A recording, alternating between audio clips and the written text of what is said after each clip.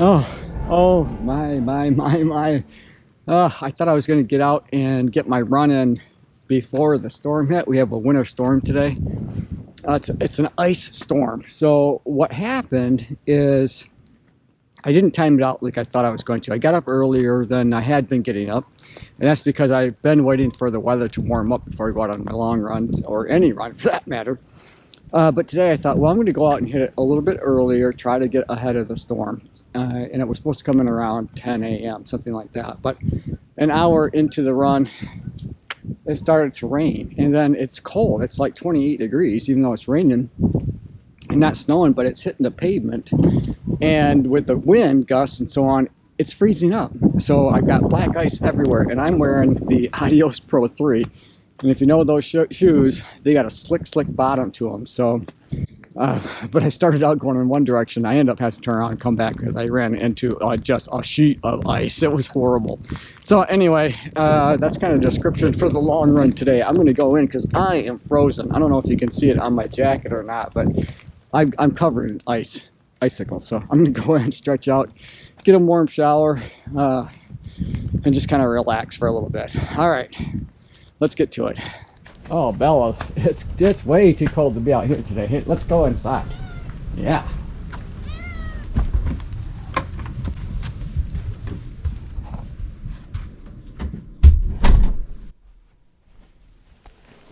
Hey everybody, and welcome back to the channel. Now on today's video, I'm going to be recapping week number 9 of our marathon training program. It's a 16-week program that I'm using to help prepare me to run the Boston Marathon here in just a few weeks.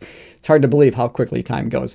But before I get into that, I do want to say thanks to everyone who has commented on the previous videos and keeping the conversation going. On yesterday's video, I had posted just a really short how to clean up the taste on your hydration bladder, because oftentimes, you know, especially if it's new, it's going to taste like plastic and chemicals, and it's not going to be very good at all. But you can clean that up so you can get a fresh drink of water. And you can watch yesterday's video, but I do want to just give a shout out to Matt. Now, he has his own YouTube channel. It's called What Matters to Matt. So, you know, go ahead and check that out. I enjoy his videos. But he had asked a clarification question as to why I only filled up the bladder to about 2/3 to 3/4 of the way full. But the water will expand when it freezes. So if you filled it up more than that, it might ruin your hydration bladder. But thanks, Matt, for asking the question, because I didn't mention the reason why I didn't fill it all the way. So that's important to know, because I don't want anyone to put their hydration bladder in the freezer, have it be overfull, and then get ruined. So thanks again, Matt. I appreciate it. And I hope that helps. And if you're looking to try to clean up the taste in your water bladder, be sure to check out that video. It's really short, but it's well worth it, because that's the best trick that I have learned on how to do that. Prior to that, my bladder hasn't always tasted the best. Okay, so now I'm going to go ahead and just recap week number 9, which is why you're here. And I'm going to start just give you an overview. Now, I did run 38.18 miles, so a little bit less than what I've been running the last 3 weeks, but that's how this program is designed. So again, it's a little bit of a roller coaster where we build up and then we drop back, build up, and then leveled off, and then we kind of dip down and go back up again, that kind of thing. So I'm going to go ahead and turn and look at my computer so that I can go through all of this with you, because I don't have it all necessarily memorized. And I'm at connect.garmin.com. And if you scroll all the way over to the left-hand side, there you're going to see where it says all or activities. I'm going to go to all activities. And here we can see all of the different things that I completed for week 9. Beginning with 6 different yoga sessions and 5 different runs. Now let's just focus on run activities, because yoga isn't necessarily why you're here. And I'm going to start now. This week ran from February 21st through February 27th. So again, it starts on Tuesday, ends on a Monday for me. But my first run for this week was an easy run on February 22nd. And then that was followed with doing some interval work on the 23rd, and then a recovery run on the 24th. An easy run on the 26th, and then the long run that I completed yesterday on the 27th. All right, so now let's go ahead and just dive right in. I'm going to click on the first easy run, which is February the 22nd. And you can see I went 6.76 miles in total. And again, it was an easy run, so not necessarily worried about the pace. I'm going to go ahead and scroll down to where it says stats here at the bottom, so we can kind of see how that run turned out for me. And I think I'm already down here. Oh, and just kind of a side note, this has been a bit of a crazy weather week, not just for us here in Michigan, but for everybody everywhere. So I do hope that everyone is healthy and happy and staying safe in spite of all of this terrible weather that we're getting. I happened to catch the news, and it looks like Los Angeles that could be a shot of Michigan this time of year. They're getting all kinds of snow, and I know that there's been sort of tornadoes and all kinds of havoc that's been wreaked with the storm. So again, I hope you guys are all safe. And we can see here that the training effect for me was tempo here. And then my average heart rate was a little bit higher, 147 beats per minute. So it's a little bit higher than I would like to see it for an easy run. Total of 59 minutes. And then an 8:44 minute mile pace. That's okay. You know, that's pretty decent. My best pace was 7:34. I'm sure I was running downhill at some point there. 182 steps per minute for my run dynamics, 191 steps per minute max.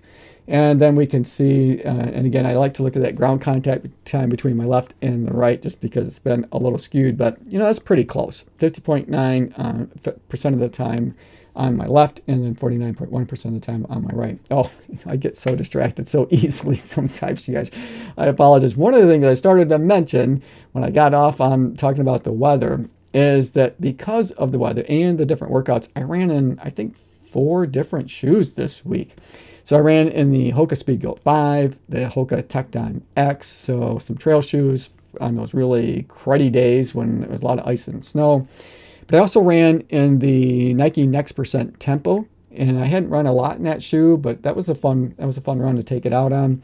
And then the Adios Pro 3, which is what I had on for the long run yesterday. I don't know what I was thinking, but it turned out okay. And these shoes actually do a pretty good job on wet surfaces, but no shoe is going to do a good job on black ice. So they got me through. I was safe, and I didn't fall. So knock on wood somewhere. Here we go. And we'll knock on some wood behind me because I don't want that to happen in the future. All right, so enough about that. Let's go back up, and we're going to go and take a look at now the interval work that I did. Now, you can see that I went 7.78 miles in total, and I did run those around town here. I'm going to scroll down towards the bottom, and if I can get it to go down to the bottom, here we go. VO2 max was a primary training effect. I always like to see that because I definitely need to do a little work on that. 155 beats per minute on average for my heart rate, just a little over an hour in total. Average pace was 7:47 minute mile. That's not bad. 5:58 minute mile was my best pace. I'd sure love that to be my average, but we're working on it. 32 minutes of hard running, so for the interval work. 182 steps per minute with 199 steps per minute was the max. My stride length was 1.13 meters, and my ground contact time was still, again, a little bit more on my left than my right. And I find that to be true more often, I think, when I'm trying to run fast and hard. But let's look at the intervals themselves. The first interval, of course, each one was 8 minutes. So I would run for 8 minutes. Then I'd have, I think it was maybe 2 minutes recovery time in between. It's either 1.5 or 2 minutes. And the first 8 minutes was at 6:52 minute mile pace, followed by 6:59, and then 7:14, and then 7 minute mile pace. Now it was a bit icy. I had the Hoka Tecton X on my feet, and between the ice and running against the wind, and it was tough. Those times aren't necessarily my best interval times, but I'm pretty proud of them because it was a difficult workout to get in just because of all those external factors that came into play. So I am not unhappy with that result at all. And I remember the workout now pretty clearly in my mind. It was pretty tough. It was a pretty tough workout. Okay, so then we had followed by a recovery run, thank goodness, because my legs were pretty tired, frankly, and have been tired all week. So let's see, if the 5.75 miles in total. Again, I just kind of did those around town here as I did all of the workouts this week. And we'll scroll all the way down here to the bottom. Base was the training effect, 142 beats per minute for my heart rate. Max was 155 beats per minute. You know, that's a little better. Again, this was a recovery run, so I wasn't running fast. 51 minutes, and then you can see in total, and then I ran an 8:53 minute mile average pace, so considerably slower. 7:23 was my best pace. Again, that must have been going downhill because I hadn't intended to try to pick up the pace at all for that recovery run, but it has happened. 178 steps per minute for my run dynamics. 199 steps per minute was my max cadence. And then again, a little more time on my left than my right than what I would like to see. I'd like to see that closer to the 50-50 mark, but we'll see what happens to that in the following couple of days. At 51.2% of my time for ground contact on my left and 48.8% on my right. Okay, so let's back up here. And then that leads us to an easy run. 5.97 miles is what that easy run turned out to be. It felt good. I enjoyed that run. I remember it well. Let's see. Base was the primary effect.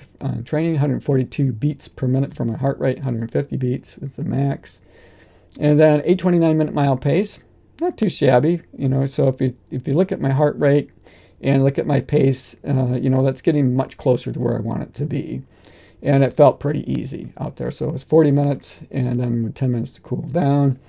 177 steps per minute. So obviously my average cadence was down because I wasn't running as fast. 187 steps per minute was my max cadence, with 49.6% of the time for ground contact on my left and 50.4% on my right. So, as I talked about just a few minutes ago, I mentioned that when I try to run faster for some reason or harder, I tend to favor my left a little bit. But when I'm running slower, it's more of a 50-50 split. And in this case, it even went in the other direction with a little bit more time being spent on my right. But not bad. It's pretty close to 50-50. All right, so let's back up and we'll take a look at the long run, which finishes out the week. And here I went 11.92 miles. And I'll scroll all the way down to the bottom. Oh, and one of the things I'll mention in the beginning clip, in the intro, I talked about running in one direction, then having to stop because it was a sheet of ice. Well, that was out here. So this route runs out of town, and then a lot of times I'll just keep following that around. But when I got to this point here, that whole road was just a sheet of ice, and I had to turn around. And by this point, I was starting to get pelted with a little bit of, I guess I'm going to call it hail, but frozen rain. It wasn't big, but it was enough that it was starting to bother me a little bit, sting in my face as it was hitting me as I was starting to run. And then that turned to rain, but with the cold wind that I talked about, I started to get black ice just pretty much everywhere across that blacktop. So that's what made it a little bit tricky towards the end. And of course, the worst of that came with the last 15 minutes of the 30 minutes that I was to be running at marathon pace. So the format for this long run was to run easy for the first hour. The last half hour was to pick up the pace to try to run at my marathon goal pace, and then 10 minutes to cool down. So tempo effect, 145 beats per minute. That's pretty decent. I'll take that for that long run. 8:24 minute mile pace was my average, with a 6:40 minute mile was my best, and I'm sure that came toward the last 30 minutes. 185 steps per minute for my run cadence on average. 199 steps per minute was my max. And my right and left ground contact time, that's not bad. It's close to 50-50, 50.4% versus 49.6%. So to look at the last 30 minutes, so I'm going to look at the pace range here. And I'm going to scroll over, and we're going to get to that hour. So this at this point is when I wanted to pick up the pace and try to run at marathon pace from this point forward. So you can see that it changes. I wasn't super consistent, but at this point I'm running 7:37, 8:03, and then 7:17, 7:16, 7:49, 7:50, 7:53. And then, it kind of goes along, and you can see that there are times when it got a little bit slower, obviously, when I would hit an ice patch, and then times when I was able to actually pick up the pace where the ground was, suitable for me to be able to do that. But overall, I was right there in the ballpark of where I wanted to be. And for me, that's a 7:40 mile pace. That's somewhat my goal, at least for now anyway, for Boston. And that is the summary for week number 9. I hope you guys enjoyed the video. I enjoyed making it for you. Now, coming into week number 10, it's a little bit different. It's going to be a fun week. Got a slight, what I would call mini taper this week, because it's going to lead up to a half marathon time trial for me. I couldn't find a half marathon I could actually race because there just aren't any that are scheduled on a Monday, as you might guess. And I didn't want to try to flip the schedule around. So I'm just going to stick with the Monday. It'll be a time trial for me. I'll try to find a place where I won't get interrupted by a lot of traffic, but I'll just do the best that I can there. All right, so again, thanks for making it to the end of the video. I hope you enjoyed it. I enjoyed making it for you. As always, run tall, run strong, be kind to one another. Thanks for watching, and we'll see you next time right here in Run Tall with Tim.